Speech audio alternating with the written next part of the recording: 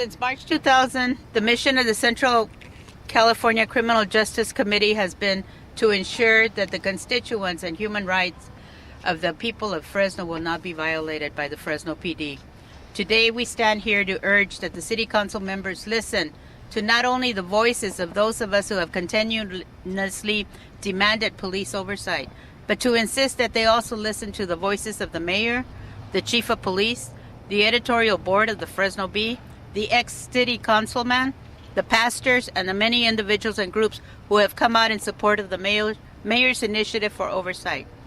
CCC-JC representatives have met with her and with her advisors, attended community meetings, and negotiated with CCC-JC's proposal, a great deal which is incorporated into the final version.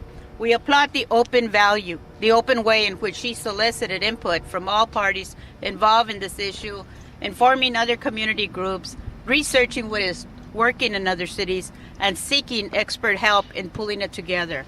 Her work reflects the desires of other interested parties as well, and not all of what we had envisioned.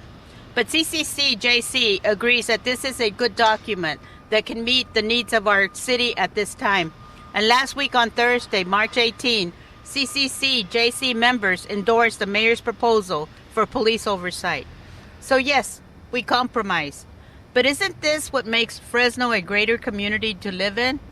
That we all band together for a better and brighter Fresno.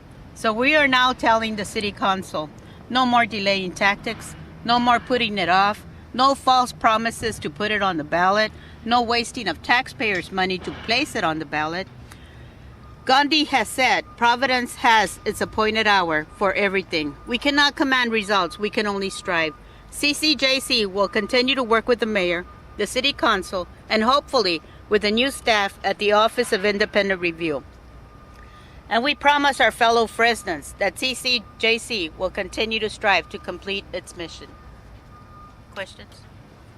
This is your last push for tomorrow before they actually make a vote. What's different today than what we've been hearing for the weeks leading up to this? What's the one message you want people to come away with? The one thing that's going to sell the public on this? You had not heard our support for the mayor. You had heard other people's support. Today, CCJC is the one that's been working at this the longest. The people need to hear that we are supporting the mayor's initiative for oversight. That's our push. I'm sorry. You were saying that this is not perfect. It is a compromise. What were some of the issues that you all kind of had to resign yourself to get this thing through? The fact that the IPA will report to the manager.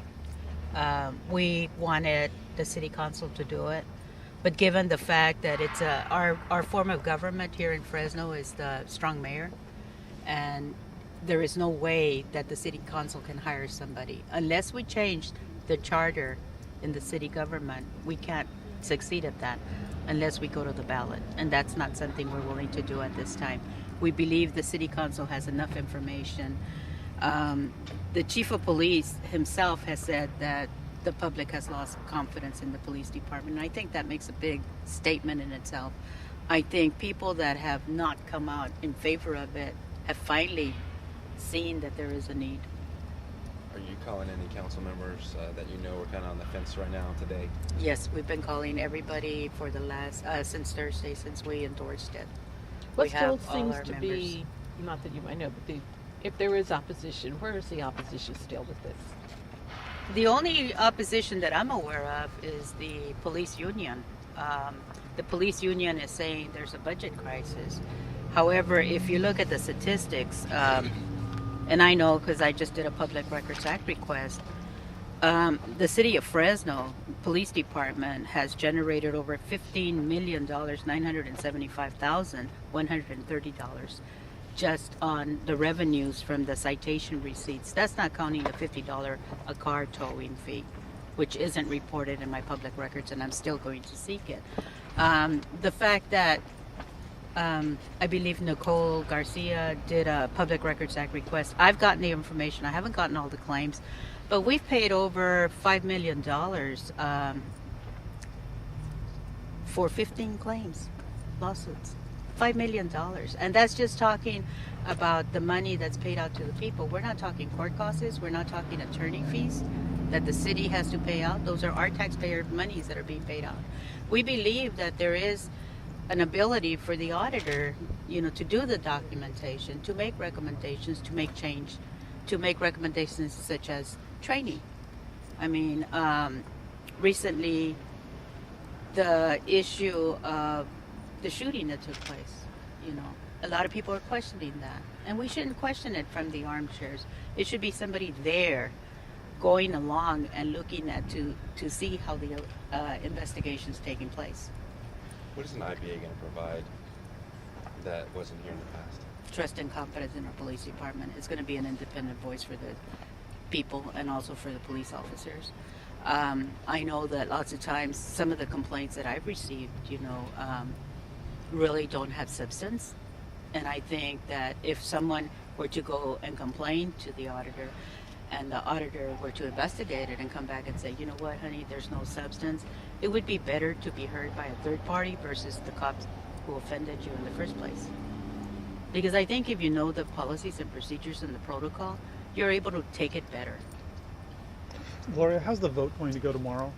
Good question. We're certainly hoping that the city council comes around and listens, like I said, not only to our voices, but the mayors and the chief of police and the many, many, many except the POA. Want to know my prediction, Mike? Yeah. As soon as the council members see that it's going to pass, they'll all jump in. They'll all want to vote. I think it'll be unanimous.